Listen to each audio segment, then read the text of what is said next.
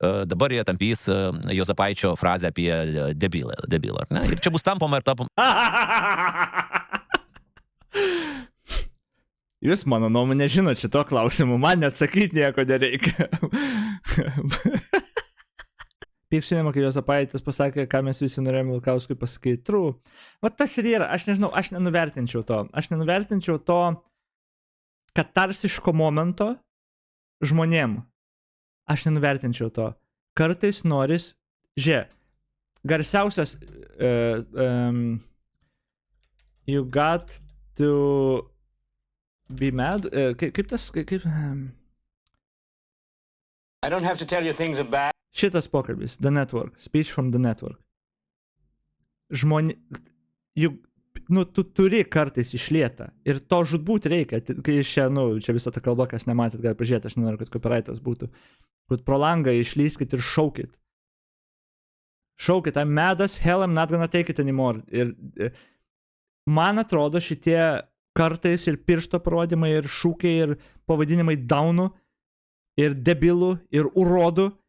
Ne tai, kad čia tavo kasdieninė retorika turi tapti ar dar kažką, bet tie katarsiški momentai yra labai reikalingi žmonėm, kad parodyti, kad yra viltis čia.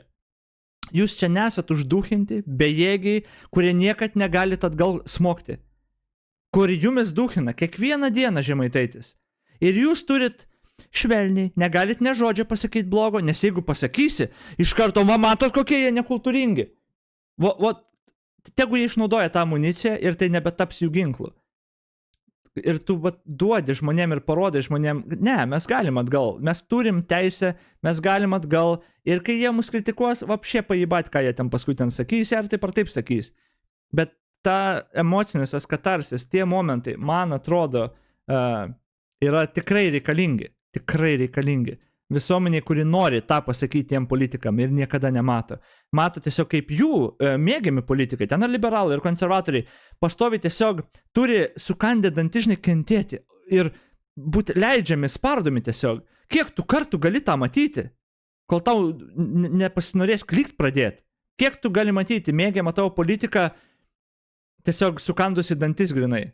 Ne, man atrodo, reikia kažkada pasakyti, kad ne, mes irgi galim šauti atgal, mes irgi galim tave pasiūs nahui tu rodė gaidį. Ir viskas. Ir nereikia atsiprašinėti paskui už tai ar viską.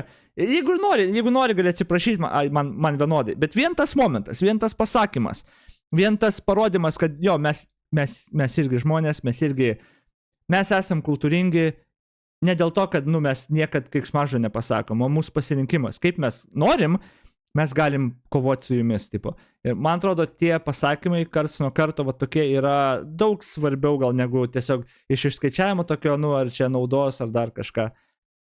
Man atrodo, jie labai svarbus.